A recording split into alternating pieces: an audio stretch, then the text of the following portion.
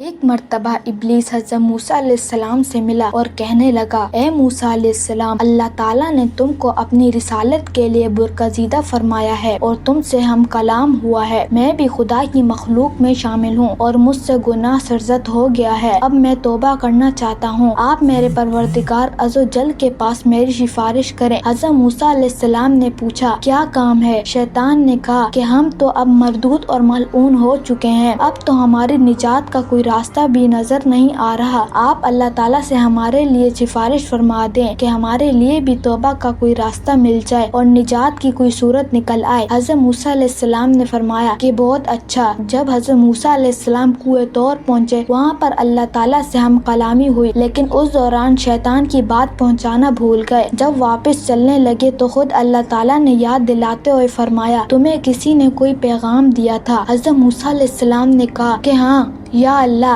میں بھول گیا۔ راستے میں مجھے ابلیس ملا تھا اور بڑی پریشانی کا اظہار کر رہا تھا اور یہ التجا کر رہا تھا کہ ہمارے لیے بھی نجات کا کوئی راستہ نکل آئے۔ اے اللہ، آپ تو رحیم و کریم ہیں، ہر ایک کو معاف فرما دیتے ہیں۔ وہ توبہ کر رہا ہے تو اس کو بھی معاف فرما دے۔ اللہ تعالیٰ نے فرمایا کہ ہم نے کب کہا کہ توبہ کا دروازہ بند ہے؟ ہم تو معاف کرنے کو تیار ہیں۔ اس کو کہہ دو کہ تیری توبہ قبول ہو جائے گی۔ اس کا طریقہ یہ ہے کہ اس وقت ہم نے تجھ سے کہا تھا کہ آدم کو سجدہ کر لے، اس وقت تو نے ہماری بات نہیں مانی۔ اب بھی معاملہ بہت آسان ہے کہ اس کی قبر پر جا کر سجدہ کر لے، ہم تمہیں معاف کر دیں گے۔ حضرت موسیٰ علیہ السلام نے فرمایا، یہ معاملہ تو بہت آسان ہو گیا ہے۔ چنانچہ یہ پیغام لے کر واپسی تشریف لائے۔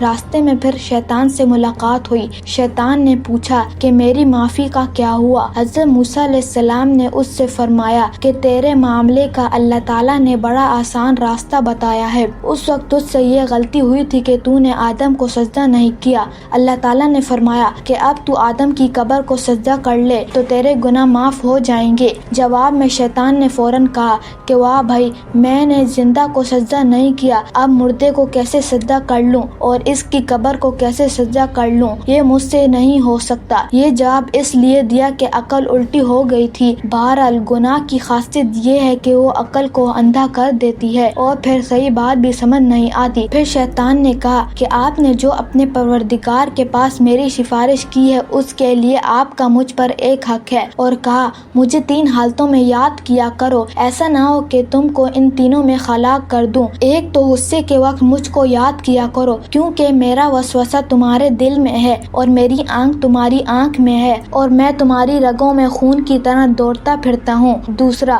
جہاد کی حالت میں میرا خیال کیا کرو، کیونکہ میں اس وقت جاتا ہوں جب وہ کفار سے مقابلہ کرتا ہے اور اس کے بال بچے بیوی یاد دلاتا ہوں یہاں تک کہ جہاد سے بھاگتا ہے۔ تیسرا، غیر محرم عورت کے ساتھ تنہائی میں نہ بیٹھنا، کیونکہ جب کوئی شخص غیر محرم کے ساتھ خلوت میں ہوتا ہے تو اس کے ساتھ میں بذات خود ہوتا ہوں، میرے ساتھی نہیں ہوتے، اس کو فتنے میں ڈال دیتا ہوں۔ اللہ تعالیٰ سے دعا ہے اللہ تعالیٰ ہمیں شیطان کے فتنے سے محفوظ فرمائے۔